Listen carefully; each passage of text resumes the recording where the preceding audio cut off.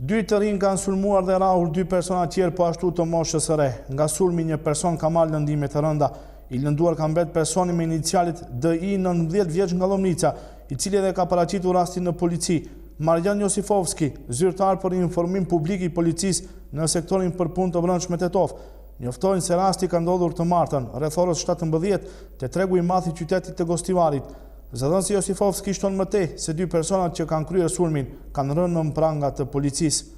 19 vjeçari me iniciale DI nga Lomnica paraqiti se dje rreth orës 17 në rrugën Pançe Popovski në Gostivar ka qenë i sulmuar nga dy persona të panjohur, derisa me shokun e tij me inicialet BM 20 vjeç kanë qenë duke lëvizur me veturën e tipit BMW në drejtim të tregut të madh.